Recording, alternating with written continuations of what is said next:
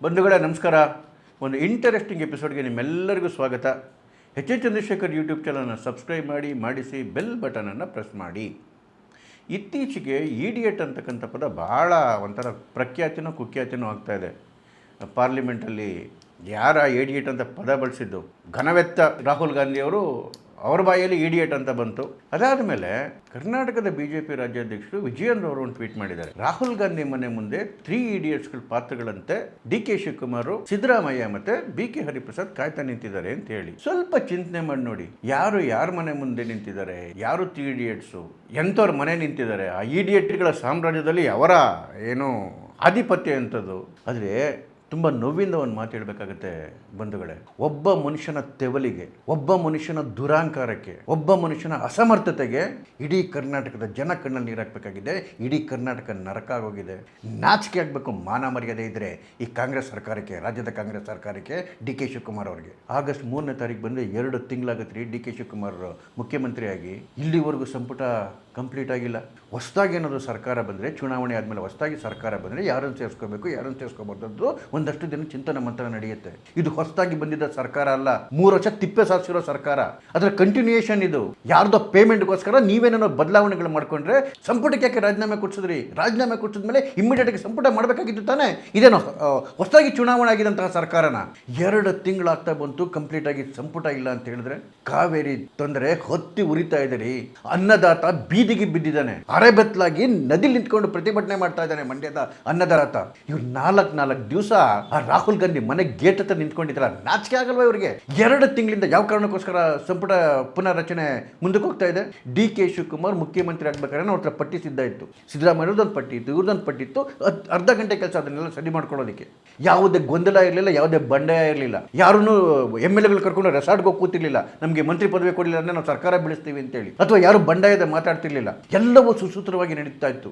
ಬೇಕಾಗಿದ್ದು ಒಂದೇ ಒಂದು ರಾಹುಲ್ ಗಾಂಧಿ ಅವರ ಒಪ್ಪಿಗೆ. ಇದಕ್ಕೆ ಎಷ್ಟು ನಿಮಿಷ ಬೇಕು? ಹಬ್ಬ ಅಂದರೆ 20 ನಿಮಿಷ. 2 ತಿಂಗಳಿಂದ ಕರ್ನಾಟಕದಲ್ಲಿ ಕೃಷಿ ಸಚಿವರಿಲ್ಲ, ಕರ್ನಾಟಕದಲ್ಲಿ ಸಣ್ಣ ನೀರಾವರಿ ಸಚಿವರಿಲ್ಲ, ಸ್ಕೂಲ್ ಶುರುವಾಗಿ ತಿಂಗಳನ್ಗಟ್ಟಲೆ ಆಗ್ತಾ ಇದೆ, ಶಿಕ್ಷಣ ಸಚಿವರಿಲ್ಲ. ಯಾಕೆ ಗೊತ್ತಾ?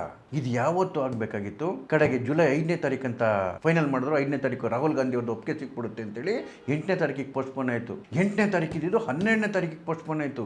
ಯಾಕೆ ಗೊತ್ತಾ? ಈ ಮನುಷ್ಯ ಅಲ್ಲೆಲ್ಲೋ ಬ್ಯಾಂಕಾಕಲ್ಲಿ ಬ್ಯುಸಿ ಇದ್ರಂತೆ. ಅದಕ್ಕೋಸ್ಕರ 5ನೇ ತಾರೀಕು ಬರಬೇಕಾಗಿತ್ತು, ಅದು ಪೋಸ್ಟ್ಪೋನ್ 8ನೇ ತಾರೀಕಿಗೆ ಮಾಡಿದ್ರು. 8ನೇ ತಾರೀಕು ಬರಬೇಕಾಗಿದ್ದರು, 12ನೇ ತಾರೀಕು ಪೋಸ್ಟ್ಪೋನ್ ಮಾಡಿದ್ರು. ಈ ಮನುಷ್ಯ ಯಾವುದೋ ಕೆಲಸಕ್ಕೆ ಬ್ಯಾಂಕಾಕಲ್ಲಿ ಬ್ಯುಸಿ ಆದರೆ ನೋವು ರೀ ಕರ್ನಾಟಕದ ಜನ. ಸರಿ, ವಾಪಸ್ ಬಂದ ಮೇಲೂ 10 ನಿಮಿಷ ಟೈಮ್ ಕೊಡ್ತಾ ಇಲ್ಲ DK ಶಿವಕುಮಾರ್ಗೆ ಅಂತ ಹೇಳಿದ್ರೆ. 3 ಸರಿ ಡೆಲ್ಲಿಗೆ ಹೋಗಿ ಬರೀ ಕೈಯಲ್ಲಿ ವಾಪಸ್ ಬಂದಿದ್ದಾರೆ. ಕೇವಲ DK ಶಿವಕುಮಾರ್ ಅಲ್ಲ, ನಾನು DK ಶಿವಕುಮಾರ್ ವ್ಯಕ್ತಿ ಬಗ್ಗೆ ಮಾತಾಡ್ತಿಲ್ಲ. ಇಡೀ ಕರ್ನಾಟಕದ ಮುಖ್ಯಮಂತ್ರಿ, 6 ಕೋಟಿ ಜನಗಳ ಮುಖ್ಯಮಂತ್ರಿ, ಯಾವುದೊಬ್ಬ ಕೆಲಸ ಇದ್ದಿರೋ ಒಬ್ಬ ಪಾರ್ಟಿ ಲೀಡರು ಇವ್ರ ಭೇಟಿಗೆ 3 ಸರಿ ಹೋಗಿ ಅಪಾಯಿಂಟ್ಮೆಂಟ್ ಸಿಗದಂಗೆ ವಾಪಸ್ ಬರೋದು. ಈ ಸರಿ ಸಿಗುತ್ತೆ ಅಂತೇಳಿ 4 ದಿವಸದಿಂದ ಕೂತವ್ರು ಅಲ್ಲೇನೆ. ಯಾವ ಟೈಮಲ್ಲಿ ಈ ಕಡೆ ಕಾವೇರಿ ವಿಚಾರ ಹೊತ್ತು ಉರಿತಾ ಇದೆ. ಇಡೀ ರಾಜ್ಯದಲ್ಲಿ ಬರಗಾಲ, 65% ಮಳೆ ಕಡಿಮೆ ಆಗೋಗಿದೆ, ಕುಡಿಯಕ್ಕೆ ನೀರು ಗತಿ ಇಲ್ಲ. ಇದೇ ಮುಖ್ಯಮಂತ್ರಿ ಲಜ್ಜೆಗೆಟ್ಟು ಹೇಳ್ತಾರೆ, ರೈತರಿಗೆ ಬೆಳೆ ಬೆಳಿಬೇಡಿ, ನಮ್ಮ ಹತ್ರ ನೀರಿಲ್ಲ ಅಂತ ಹೇಳಿ. ಕಾವೇರಿ ನ್ಯಾಯಾಧಿಕರಣದ್ದು ಮೀಟಿಂಗ್ ಇದೆ ಅಂತ ಗೊತ್ತು, ಅಲ್ಲಿ ನಮ್ಮ ಮೇಲೆ ಅದು ಪ್ರಹಾರ ಮಾಡ್ಬೋದು ಅಂತ ಗೊತ್ತು. ಇಂಥ ಸಂದರ್ಭದಲ್ಲಿ ಇಡೀ ರಾಜ್ಯದಲ್ಲಿ ಕೂತ್ಕೊಂಡು ಮಾಡಬೇಕಾಗಿದೆ, ಕೆಲಸಗಳನ್ನ ಮಾಡಬೇಕಾಗಿತ್ತು. ಇಷ್ಟೊಂದಾಗಲೇ ಸರ್ವಪಕ್ಷದ ಸಭೆ ಕರಿಬೇಕಾಗಿತ್ತು. ICC ಮೀಟಿಂಗ್ ಕರೆದಿಲ್ಲ ರೀ. ಇರಿಗೇಷನ್ ಕನ್ಸಲ್ಟೇಷನ್ ಕಮಿಟಿದು 2 ತಿಂಗಳ ಮುಂಚೆನೇ ಕರಿಬೇಕಿತ್ತು. ಹೋಗಿ ಇಡೀ ಒಡ್ಡೋಲಗ ಹೋಗಿ ಡೆಲ್ಲಿಲಿ ಬಿದ್ದಿದ್ರೆ ಏನಾಗಬೇಕು ಕರ್ನಾಟಕದ ಪರಿಸ್ಥಿತಿ? ಇವತ್ತು ಇದೇ ಟ್ರಿಬ್ಯುನಲ್ ತಗೊಂಡ್ಬಂದು ಕರ್ನಾಟಕವನ್ನು ಬೀದಿಗೆ ನಿಲ್ಲಿಸ್ಬಿಟ್ಟಿದೆಯಲ್ಲ. ಯಾರು ಹೋರಾಟ ಮಾಡಬೇಕಾಗಿತ್ತು? ಯಾರು ಮುನ್ನೆಚ್ಚರಿಕೆ ತಗೋಬೇಕಾಗಿತ್ತು? ಸರಿ, ಮಾಡ್ತಿರೋದೇನು? ಅಲ್ಲೋಗಿ ಗೇಟ್ ಕಾಯೋದು. ಈ ಪರಿಸ್ಥಿತಿ ಬೇಕಿತ್ತ ಕರ್ನಾಟಕಕ್ಕೆ? 3 ಸರಿ ಫಾರಿನಿಂದ ಬಂದಿಲ್ಲ ಅಂತ ಪೋಸ್ಟ್ಪೋನು, ಬಂದ ಮೇಲೆ ನನಗೆ ಮೂಡಿಲ್ಲ ಅಂತ ಒಂದ್ಸರಿ ಪೋಸ್ಟ್ಪೋನು, ನನಗೆ ಮನಸ್ಸಿಲ್ಲ ಅಂತ ಒಂದ್ಸರಿ ಪೋಸ್ಟ್ಪೋನು, ನಾನು ಬ್ಯುಸಿ ಇದೆ ಅಂತ ಇನ್ನೊಂದ್ಸರಿ ಪೋಸ್ಟ್ಪೋನು. ಏನು ಕಟ್ಟೆ ಹಾಕಿದ್ದು ಈ ಮನುಷ್ಯ? ಮೊನ್ನೆ ಮಾತ್ರ ಲೋಕಸಭೆಯಲ್ಲಿ ಬಾಯ್ ಬಡ್ಕೊಳ್ಳೋದು ಬಿಟ್ಟರೆ ಬೇರೆ ಏನ್ರಿ ಮಾಡಿದ್ದು? ಈ ಮನುಷ್ಯನ ಓಲೈಕೆ ಮಾಡೋದಕ್ಕೆ ನನಗೆ DK ಶಿವಕುಮಾರ್ ಇಷ್ಟು ವೀಕ್ ಆದ್ರೆ ಅನಿಸ್ಬಿಡುತ್ತೆ. ಇಷ್ಟು ವೀಕ್ ಆಗೋದ್ರ?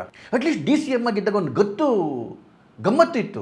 ಈಗಂತೂ ಆ ರಾಹುಲ್ ಗಾಂಧಿ ಹಿಂದಗಡೆಗೆ ಅವರೆಲ್ಲೋ ಪ್ರೊಟೆಸ್ಟ್ ಮಾಡ್ತೀವಿ ಅಂತಂದ್ರೆ ಅಲ್ಲೋಡಾಗಿ ಕೂತ್ಕೊಂತಾರೆ. ಅವ್ರಿಗೊಂದು ಸ್ವಲ್ಪ ಖುಷಿ ಮಾಡೋಣ ಅಂತೇಳಿ ಪ್ರೈಮ್ ಮಿನಿಸ್ಟರ್ ಮನೆ ಮುಂದೆ ಪ್ರೊಟೆಸ್ಟ್ ಮಾಡಿದ್ರೆ ಅಲ್ಲೋಡೋಗಿ ಕೂತ್ಕೊಂತಾರೆ. ಅವ್ರ ಹಿಂದೆ ಇನ್ನೊಂದೇನೋ ಸಂಸತ್ತು ಹೇಳಿಕೆ ಕೊಟ್ಟರೆ ಅದನ್ನು ಖುಷಿಯಾಗಿ ಚಪ್ಪಳೆ ಹೊಡೆದು ಖುಷಿ ಪಡ್ತಾರೆ. ಅದರಿಂದ ಏನಾದರೂ ಕರುಣೆ ಬಂದ್ಬಿಡ್ತೇನೋ ರಾಹುಲ್ ಗಾಂಧಿಗೆ ಅಂತ ಹೇಳಿ.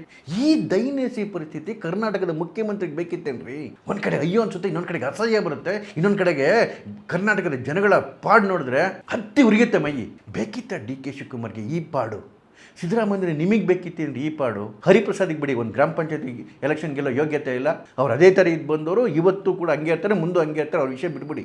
ನಿಮ್ಮಿಬ್ಬರಿಗೆ ಏನ್ರಿ ಆಗಿದೆ? ರಾಜ್ಯದಲ್ಲಿ ನಿಂತ್ಕೊಂಡು ರಾಜ್ಯದ ಜನತೆ ಕಣ್ಣೊರೆಸ್ರಿ. ಯಾವತ್ತೂ ಅಷ್ಟೇನೆ ರಾಜ್ಯದ ಜನಗಳ ಕಣ್ಣೊರೆಸೋರು ಇತಿಹಾಸ ಸೃಷ್ಟಿ ಮಾಡ್ತಾರೆ.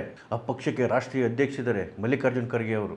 ಇವರೆಲ್ಲ ಸೇರಿಕೊಂಡು ಒಂದು ಪಟ್ಟಿ ಫೈನಲ್ ಮಾಡಿಕೊಂಡು ಗೊತ್ತಿದೆ ಇವ್ರು ಯಾವ ಮನುಷ್ಯನ ಕಾಯ್ತಾ ಇದ್ದಾರೆ, ಆ ಮನುಷ್ಯನದು ಯೋಗ್ಯತೆ ಏನು, ಅವ್ರ ಪ್ರಿಯಾರಿಟೀಸ್ ಏನು ಅಂತ ಹೇಳಿ. ಅಟ್ಲೀಸ್ಟ್ ಬೇಕಾದಂಥ ಇಂಪಾರ್ಟೆಂಟ್ ಪೋರ್ಟ್ಫೋಲಿಯೋ ಅದು ಕ್ಲಿಯರ್ ಮಾಡ್ಕೊಂಡು ಬಂದ್ಬಿಟ್ಟು ರಾಜ್ಯಕ್ಕೆ ಒಂದಷ್ಟು ಆಸರೆ ಆಗಿ ಅಂತ ಹೇಳಿದ್ರೆ ಡಿ ಕೆ ಶಿವಕುಮಾರ್ ಒಂದು ಸಣ್ಣ ಕುರ್ಚಿರಿ. ಅದು ಒಬ್ಬ ಮನುಷ್ಯನ ಯೋಗ್ಯತೆಗೆ ಲೆಕ್ಕ ಹಾಕೊಂಡ್ರೆ, ಒಬ್ಬ ಮನುಷ್ಯನ ಆತ್ಮಸ್ಥೈರ್ಯಕ್ಕೆ ಲೆಕ್ಕ ಹಾಕೊಂಡ್ರೆ ಯಾವುದೇ ಪದವಿ ಇರಲಿ, ಯಾವುದೇ ಕುರ್ಚಿ ಇರಲಿ, ಅದು ಸಂದೇನೇ.